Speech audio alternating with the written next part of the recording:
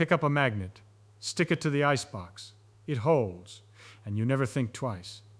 Now bring a second magnet close, and feel that strange springiness in the air, that invisible push, like there is a ghost sitting between your fingers refusing to be squeezed. Almost everyone will tell you that what you are feeling is magnetism, a force of nature, one of the basic ingredients of the world, sitting right beside electricity and gravity with its own private rules and its own deep mystery. That is wrong. There is no such thing as magnetism, not as its own separate force. And the part that still raises the hair on my arm is that physics has known this for the better part of a century, and hardly anybody bothers to say it out loud. So let me say it, and then let me prove it to you, step by step, until you cannot unsee it. Now, before I tear the idea down, I want to build it up. Because the belief that magnetism is its own thing is not a foolish belief. It is a magnificent belief, earned by thousands of years of honest looking. Think about how it must have seemed to the ancients. Somebody finds a peculiar black rock, a lodestone, and this rock reaches out across empty space and tugs on iron. No touching, no string, no wind. The iron just leaps, and if you float a sliver of that rock on a leaf in a bowl of water, it swings around and points the same way every single time, toward the north, as if the rock could hear a voice in the sky that you and I cannot hear. People sailed across oceans, trusting that little swinging needle with their lives. And here is the thing that made magnetism feel so separate. It seemed to have nothing whatsoever to do with electricity. Electricity was the other curiosity. Rub a piece of amber on wool, and it crackles and pulls at your hair and throws a tiny spark. Two different rocks, two different tricks, two different worlds. One pulls at iron, one pulls at hair. Why on earth would anyone connect them? For most of human history, nobody did. So we ended up with two forces in the textbook. Electricity, with its plus and minus charges, sitting still, pushing and pulling. And magnetism, with its north and south poles, doing its own separate dance. Two fields, two sets of rules. Even today we teach them in two chapters, and the student learns them as two subjects, and walks out the door believing in two forces. The belief is comfortable. It fits everything you have ever felt with your own hands.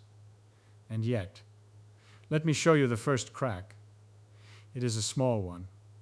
You will barely feel it at first. In the early part of the 1800s, a fellow noticed something while fiddling with a wire and a battery. When he sent electric current through the wire, a compass needle sitting nearby twitched. The needle swung, as if a magnet had walked into the room. But there was no magnet. There was only electricity flowing through a copper wire. Stop and taste how strange that is. Electricity, the amber trick, was reaching out and moving the compass, which was supposed to be magnetism's private business. The two worlds were not separate after all. They were talking to each other behind our backs. And it got worse, or better, depending on how much you enjoy your comfortable ideas getting wrecked. Soon after, people found the mirror image of that trick. Take a magnet and shove it through a loop of wire. Move it. And while it is moving, electric current flows in the wire, current that was not there before, current you created out of nothing but a moving magnet. So electricity makes magnetism, and magnetism makes electricity, and each one only shows up when something is moving. By the latter part of that century, a brilliant Scotsman wrote down a handful of equations that tied the whole mess together, electricity and magnetism braided into one set of laws. We started calling the combined thing electromagnetism, one word, and we felt very proud and very finished. But notice what that was. That was a treaty, not a marriage. It was two countries agreeing to share a border. The equation said electricity and magnetism affect each other, travel together, dance together. They did not say the two were secretly the same thing wearing two coats. Most physicists kept right on picturing two fields, an electric one and a magnetic one, two real things filling space. And honestly, why not? It worked. It still works. You can build every motor and every generator on the planet with that picture and never go wrong. So here we are, comfortable again. Two forces, politely holding hands. That is where most people stop. I am not going to stop. Because there is a puzzle hiding in plain sight, and once you see it, the comfortable picture falls apart in your hands. Here is the puzzle. I want you to hold it in your mind, because everything depends on it. Take an ordinary wire carrying a current. Just a wire, the kind in any lamp cord. Now that wire is electrically neutral. Think about why. Inside the copper there are the heavy atoms, locked in place, and every one of them carries positive charge. And swimming among them is a sea of loose electrons carrying negative charge. In a plain piece of copper there are exactly as many minuses as pluses, so the whole thing is neutral. It does not pull at your hair. It does not crackle. It is as electrically dead as a stick. When current flows, all that happens is the sea of electrons starts to drift slowly along the wire. The positives stay put, the negatives slide, but the counting does not change. Still just as many minuses as pluses, so the wire stays perfectly neutral even while the current runs. A compass nearby will feel it, sure. That is the magnetism. But a tiny stationary speck of electric charge sitting next to the wire feels nothing. No electric push. Because the wire has no net charge to push with. Fine. Now here is the puzzle. Take that little speck of charge, and instead of letting it sit still, fire it along beside the wire, moving, parallel to the current. The instant it moves, it feels a force. It gets shoved. A moving charge near a current gets pushed. And we have measured this 10,000 times. It is rock solid. It is how every electric motor on Earth turns. So look at what we have. A speck of charge sitting still feels nothing. The same speck of charge moving feels a force from the same neutral wire. Nothing about the wire changed. The only thing that changed is whether our little speck is moving.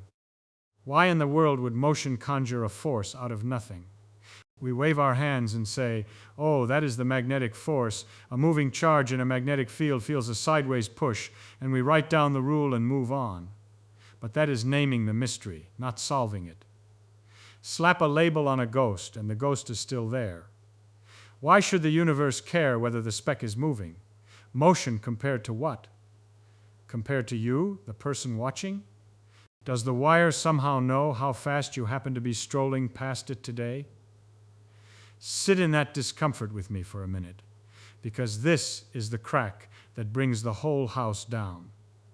Here is the move that solves it, and it is one of the most beautiful things I know in all of physics. We are going to do something simple.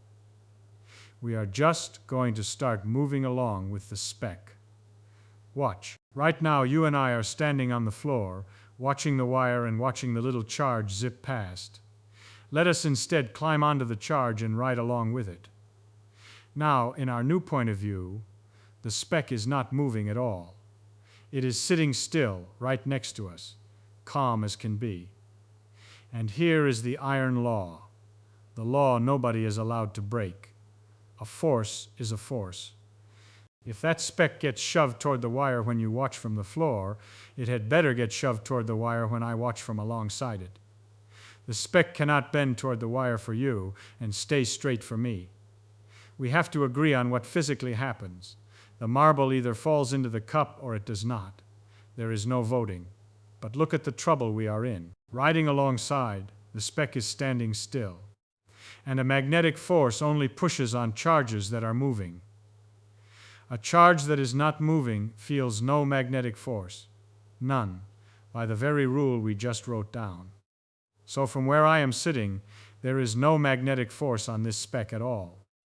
Yet the speck is still getting shoved toward the wire, because it must, because you saw it happen and we are not allowed to disagree. So something is pushing it, and it is not magnetism. What is left? Only one thing is left. Electricity. There must be an electric force here, which means, somehow from my moving point of view, that wire is no longer neutral. That dead, balanced, harmless wire must suddenly carry a real electric charge, enough to reach out and grab my little speck. But how? I did not add any charges. I did not take any away. All I did was start walking. How can simply choosing to move turn a neutral wire into a charged one? And the answer, the whole secret of magnetism, the thing that has been hiding under every motor and every magnet you have ever touched, is this. When things move, space and time do not stay the way you expect. In particular, moving objects get shortened along their direction of motion. This is not a trick of the eye. It is real. A moving ruler is genuinely shorter than the same ruler at rest. We call it length contraction, and it is one of the bedrock facts of relativity, tested past any doubt. Now watch what that does to our wire. Remember, the wire has two crowds packed into it, the positive atoms and the negative electrons. When you stand on the floor, these two crowds are spaced so their charges cancel exactly. Neutral. But the moment I start riding along with the speck, everything is in different states of motion, and the spacing of the two crowds no longer matches the way it did. Take the positive atoms first. On the floor they were sitting still. But now that I am moving, from my point of view, those positive atoms are streaming backward past me. They are in motion. So their spacing gets squeezed, contracted, packed tighter together, more positive charges crammed into every inch of wire than before. Now the electrons. On the floor they were the ones drifting along, riding the current, but I deliberately climbed aboard a speck that was keeping pace with them. So from my new point of view, the electrons have slowed down, even come to rest. They have stopped being squeezed. Their spacing relaxes and spreads out. Fewer electrons in every inch than before. Do you see what just happened? More positives packed in. Fewer negatives spread out.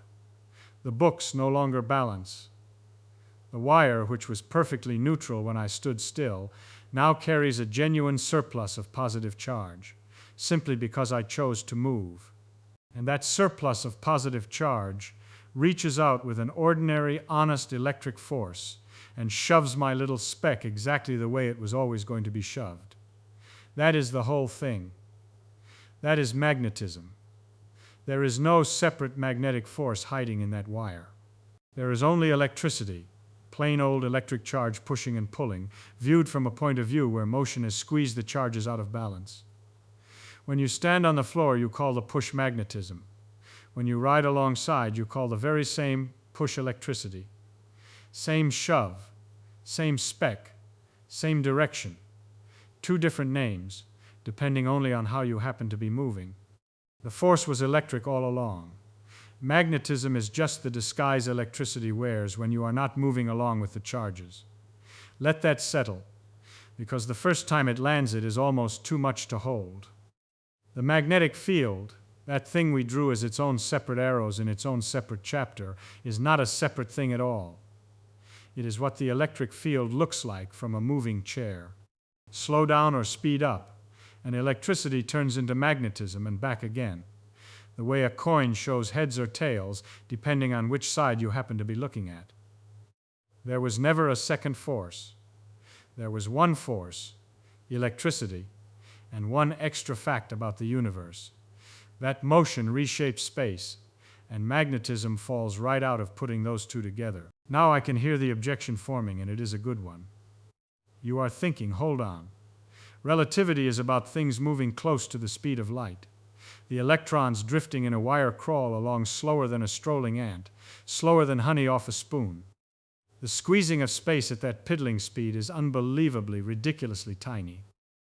So how can such a microscopic effect lift a junkyard full of automobiles with an electromagnet the size of a dinner plate?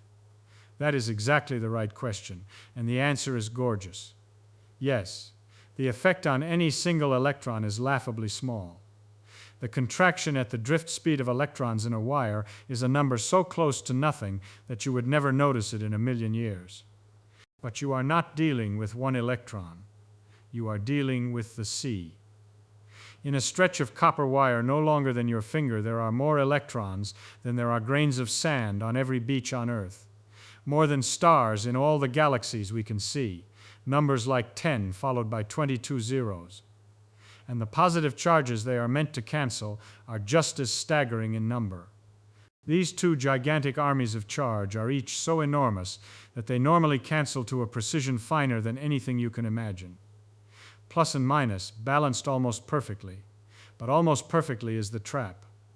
Take a number with 23 digits and a second number with 23 digits and shift one of them by the tiniest sliver, by that absurd little relativistic squeeze. The mismatch left over is still a colossal number. The leftover, the part that does not cancel, is the magnetic force. It feels mighty to us, mighty enough to throw cars around, only because it is the small difference between two unthinkably huge things. So the puniness of the speed is no problem at all.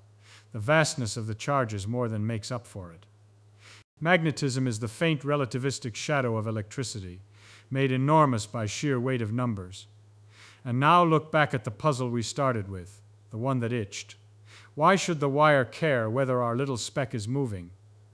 It does not care, and that was the confusion.